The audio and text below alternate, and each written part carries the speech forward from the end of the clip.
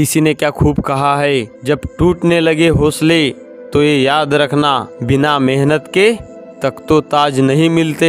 ढूंढ लेते हैं अंधेरे में भी मंजिल अपनी, क्योंकि जुगनू कभी रोशनी के मोहताज नहीं होते। नमस्ते दोस्तों, मैं हूँ शिवदास, आपके लिए लेकर आया हूँ एक संघर्षमय कहानी। दोस्तों, एक कहानी है महेंद्र सिंह धोनी की। दोस्तों, आसान नहीं होता एक तरफ पढ़ाई के लिए रात भर जागना और दूसरी तरफ स्पोर्ट के लिए दिन भर भागना। अगर इतना आसान होता तो इंडिया में आज हर दूसरा लड़का क्रिकेटर होता। 11 साल का वो लड़का जिसके पापा उसे सरकारी नौकरी में देखना चाहते थे, उसने कभी सोचा भी नहीं होगा कि एक दिन सरकारी नौकरी वाले भी उसके दीवाने हो जाएंगे। पापा को काम करता देख आंखें सूज जाती थी। खुद की पढ़ाई और बहन की शादी, अंदाजा लगा लो क्या होगी जिम्मेदारी। बैट खरीदने के पैसे नहीं थे तो दोस्तों ने हाथ बढ़ाया। दोस्त भी उसके पीछे इतना पागल सिर्फ इसलिए थे क्योंकि उसने कभी अपने रुतबे पर अकड़ नहीं दिखाई। क्या उसकी जिंदगी आसान थी? बोर्ड की परीक्षा में बैठकर भी वो मैच के सपने देखता था, जहाँ हर एक स्टूडेंट पूरा समय खत्म होने के बाद भी 5 मिनट और मांगता है। वहाँ वो शख्स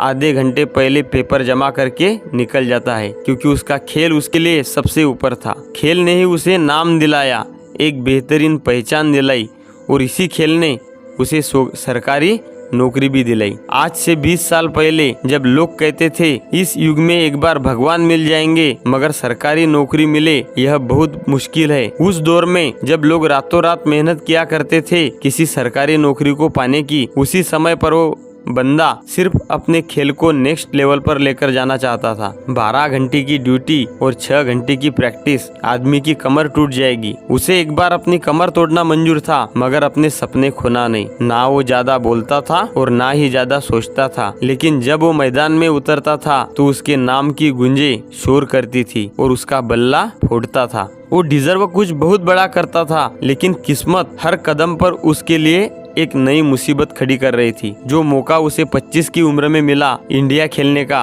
वो मौका शायद उसे 5 साल पहले मिल गया होता अगर दिलीप ट्रॉफी के लिए उसकी फ्लाइट नहीं छूटी होती। पहले उसके पिता को उसके करियर की फिक्र थी, आज पूरे देश को उसके सफलता पर फक्र है, लेकिन उस फिक्र से फक्र तक का सफर उसने अकेले तय किया है। अपने लिए क्या सही है क्या नहीं वो उसने खुद ने चुना है। 100 लोगों के पास पूछने को नहीं गया। जो उसके दिल ने कहा उसने बस उसी को करा है। दिल ने कहा खेल क्योंकि तुझे सितारा बनना है। पिता ने कहा उम्र देख अपनी, क्या तुझे नकारा बनना है। जिसने उसे पहले वादा किया था कि उसकी मुश्किल घड़ी में वो साथ आएंगे, जब वो घड़ी आई तो उन लोगों का एक कॉल तक नहीं आया। उसे बहुत जल्द ये पता चल चुका था कि बाहर की दुनिया भी एक खेल ही है, जहाँ उस पर लगातार बाउंसर पे बाउंसर फेंके जा रहे हैं। या तो घायल हो सकता है या पुल शॉट खेलकर शोर का सैलाब ला सकता है। वो सहता गया, घुटता गया। उसने करना कुछ और था और कर वो कुछ और ही रहा था। लेकिन एक दिन खालीपन में अकेला बैठा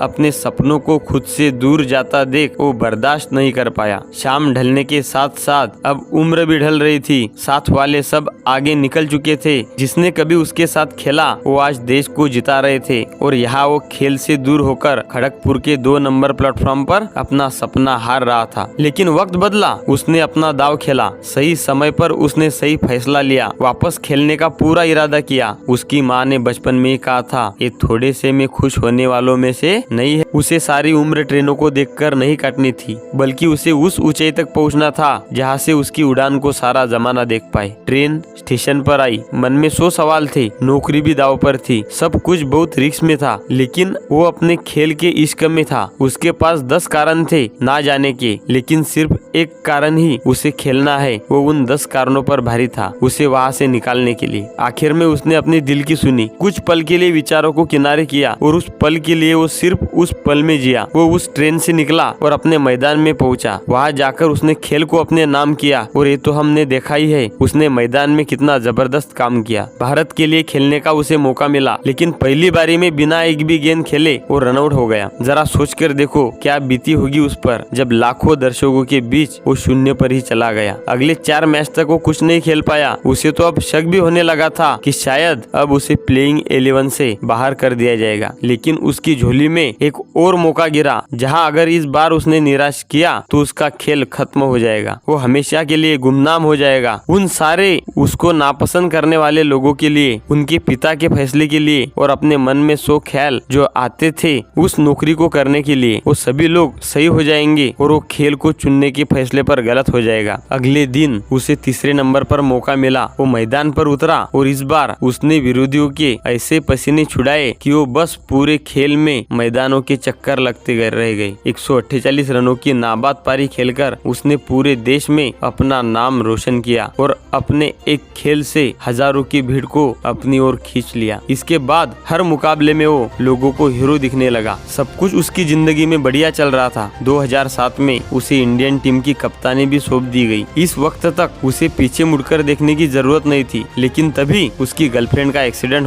हो जाता है। जहां वो एक तरफ दूसरे देश में बेखबर होकर टीम को ट्रॉफीज पर ट्रॉफीज दिला रहा था, वही दूसरी तरफ उसकी गर्लफ्रेंड जिससे उसकी शादी होने वाली थी, वो अपनी आखिरी सांसें ले रही थी। जब उसे अपने प्रेमिका की मौत की खबर मिली, मानो वो टूट गया, अपने किस्मत और मुकद्दर से रूठ गया। हरे भरे खेतों में जैसे एकदम से सूखा पड़ गया हो। जिसके साथ उसने जिंदगी जीने के सारे ख्वाब बना लिए थे, वो एक झटके में तबाह हो गए। उसके सदमे का बहुत बुरा असर पड़ा उसके खेल पर। लोगों ने बस उसे मैदान पर देखा, असल जिंदगी की जंग लड़ते हुए उसे किसी ने नहीं देखा। उसका खेल बिगड़ा तो लोग पूरे देश में उसके पोस्टर जलाने लगे, उसके घर के बाहर शोर शराबा करने लगे, उसे गालियां देने लगे, बद्दुआ देने लगे। ऐसे वक्त पर मजबूत से मजबूत इंसान भी टूट जाएगा। मगर क्या वो झुका? नहीं। क्या उसने हार मानी? नहीं, बिल्कुल भी नहीं। 3 साल बाद वर्ल्ड कप था और भारत पिछले 25 साल से कोई वर्ल्ड कप नहीं जीता था। उसने 3 साल बाद की तैयारी उसी वक्त से शुरू कर दी। लोगों ने उसको नीचे गिराने की, उसकी हिम्मत तोड़ने की बहुत कोशिश की, मगर बावजूद इसके वो ना तो कभी झुका और ना ही टूटा। 3 साल तक उसने कोई शोर नहीं किया। उसके फैसलों के सब खिलाफ रहे, मगर फिर भी वो डटा रहा। उसने खुद पर यकीन रखा और 3 साल का इंतजार किया। 3 साल बाद साल 2011 में जब टूर्नामेंट की लहर पूरी दुनिया में पसरी, एक के बाद एक जीत करके टीम प्लेऑफ के लिए क्वालिफाई कर गई। मगर अब भी मुकाम दूर था, क्योंकि सेमीफाइनल पाकिस्तान से जीतना थोड़ा मुश्किल था। मगर उसने मुकाबला फाइनल में पहुंचा दिया। लक्ष्य बड़ा नहीं था, लेकिन वो दिन कुछ ज्यादा अच्छा नहीं था। भारतीय टीम के 2 दिग्गज खिलाड़ी आधे घंटे के पहले ही आउट होकर निकल गए। फिर गंभीर और कोहली ने मैच को संभाला, लेकिन उस दिन कोहली भी ज्यादा कमाल नहीं दिखा पाए। और फिर एंट्री हुई उस दबंग खिलाड़ी की जो खेल का रुख एक सेकंड में मोड़ सकता था। पूरा शोर बस उसके नाम की चीख पुकार कर रहा था। सारे लोग खड़े होकर उसका नाम अभिनंदन कर रहे थे और इसके साथ ही वो शेर मैदान में दाखिल होता है। पहली गेंद बड़ी तकलीफ देती है, मगर दूसरे शोर से वो धीरे धीरे खेल को आगे बढ़ाता है। लक्ष्य अब भी दूर था, मगर उसे जीतने पर पूरा यकीन था। खेल जैसे जैसे आगे बढ़ा, एक